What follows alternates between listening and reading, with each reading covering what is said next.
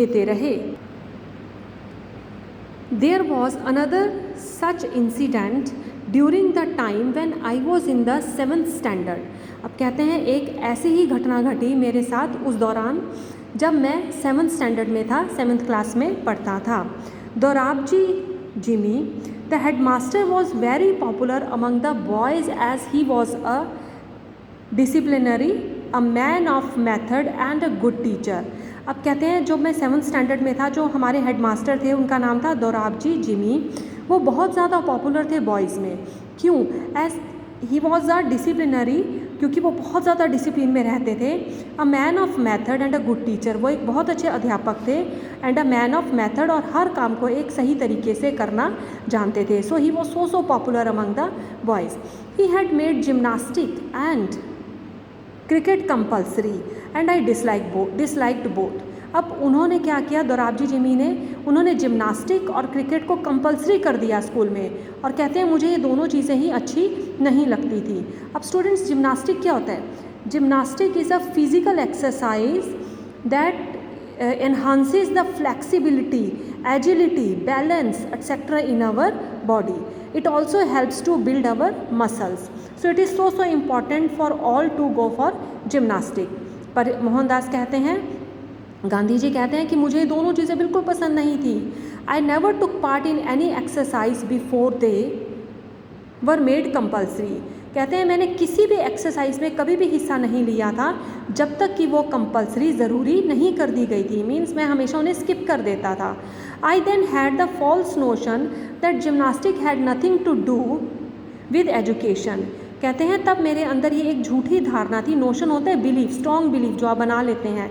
False notion means झूठी धारणा, तो झूठा विश्वास। कहते हैं मेरे अंदर एक ऐसी झूठी धारणा थी कि जो जिम्नास्टिक होता है ना, उसका पढ़ाई लिखाई से कुछ भी लेना देना नहीं है।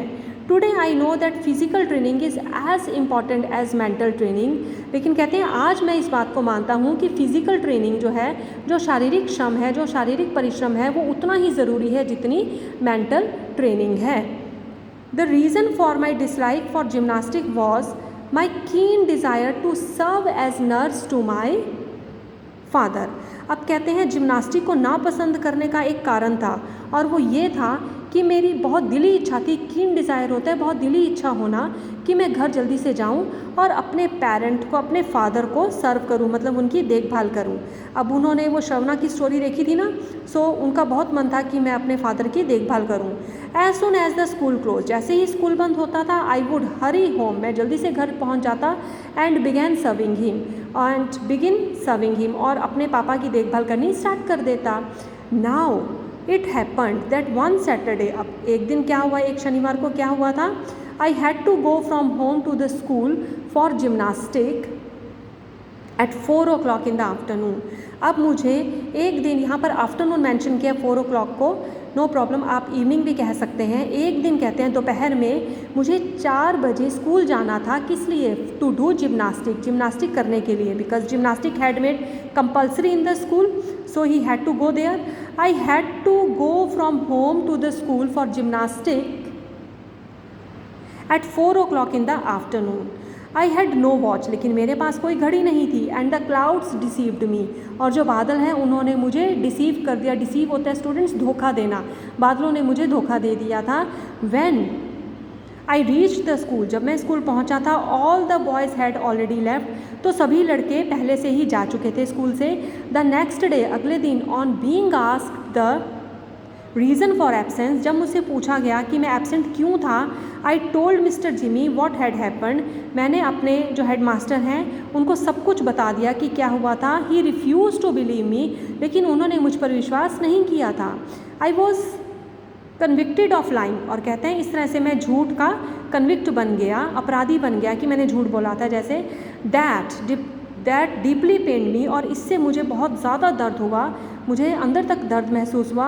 How was I to prove my innocence, कहते हैं कि मैं किस तरह से अपनी जो है ये प्रूव करूं कि मेरा कोई भी दोष नहीं है, मैं कल्प्रिट नहीं हूं। दैट वॉज नो वे, मेरे पास कोई रास्ता नहीं था। I learned that a man of truth must also be a man of care. और उस दिन मैंने ये एक सीख ली, एक सबक सीखा कि जो आदमी सच बोलता है उसे अ मैन ऑफ केयर भी होना चाहिए, उसे सावधान भी रहना चाहिए। मीन्स अगर आपसे कोई चीज़ स्किप हो जाती है तो you should have a proof of that, आपके पास कोई ना कोई प्रूफ होना चाहिए। आप सच बोलते हैं तो आपको सावधान भी रहना चाहिए। This was the first and last instance of my carelessness in school. तो कहते हैं कि ये स्कूल में मेरी पहली और आखिरी असावधानी थी। Now come on the next page. Class, you can enjoy the picture doing gymnastic, it's so interesting. Now come on the next page, page 22. The next page. But there is another neglect for which I am still paying the penalty. कहते हैं कि मुझसे एक और गलती हो गई जिसके लिए मैं आज तक पेनल्टी होता है फाइन पे कर रहा हूँ।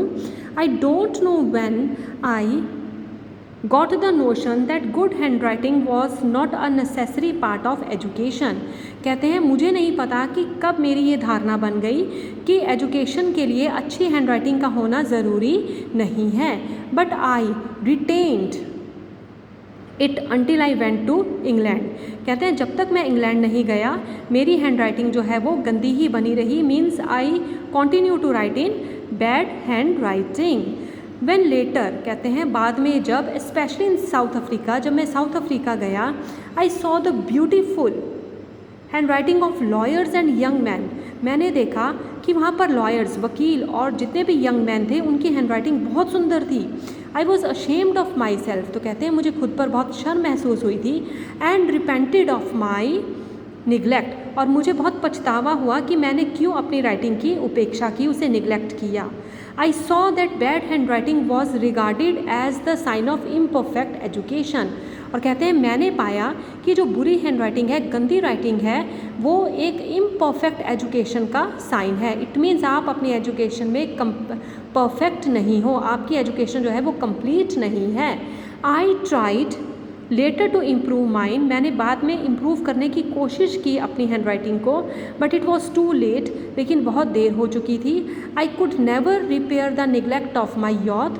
और कहते हैं कि मैं अपनी जो यंग एज में मुझसे गलती हो गई, उस गलती को मैं दोबारा कभी भी रिपेयर नहीं कर पाया, मीन्स ठीक नहीं कर पाया। My handwriting continued to be bad.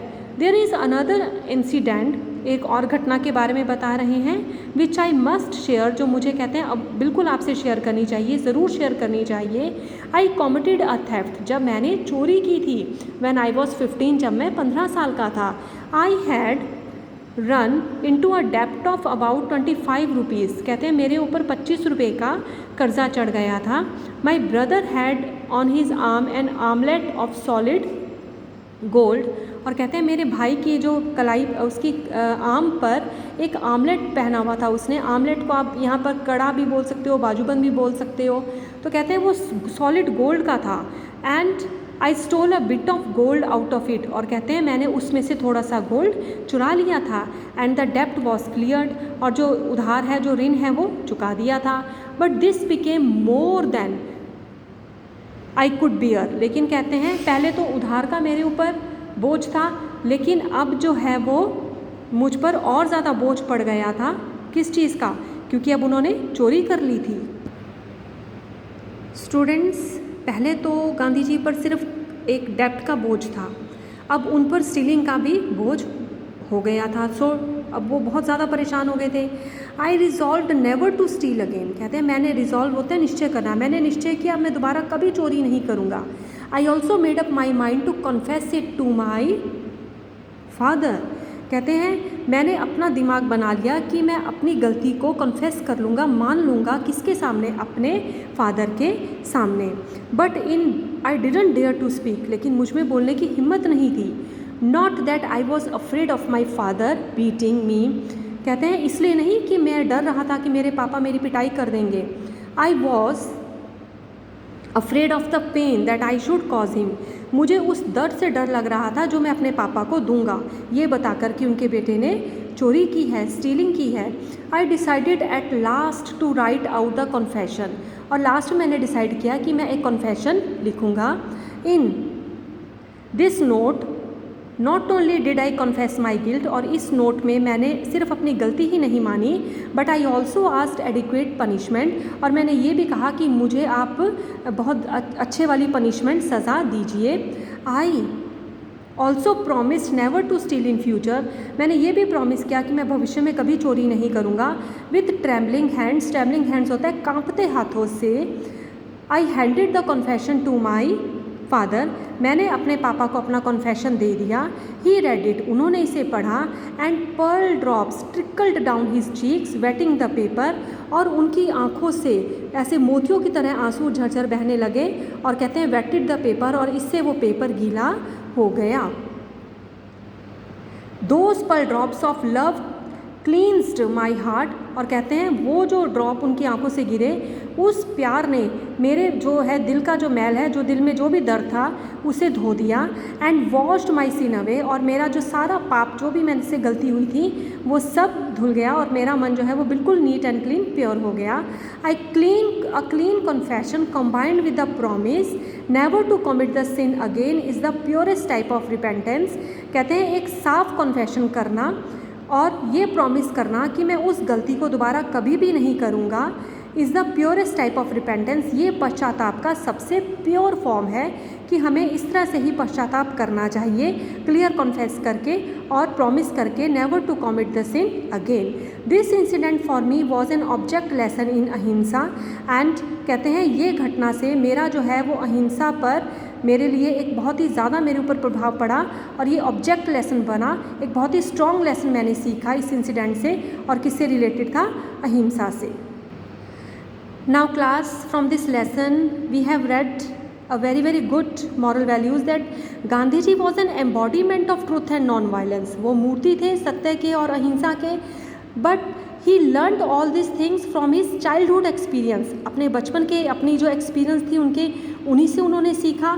और सबसे इम्पॉर्टेंट क्या था, that he never forgot his experiences and he involved them in the rest of the life, उन्होंने कभी भी नहीं भूला अपने एक्सपीरियंस को, and he involved all his childhood experience in his the rest of the life, और अपनी जो बाकी की ज़िंदगी है उसमें उन्होंने उन एक्सपीरियंसेस को हमेशा काउंट किया।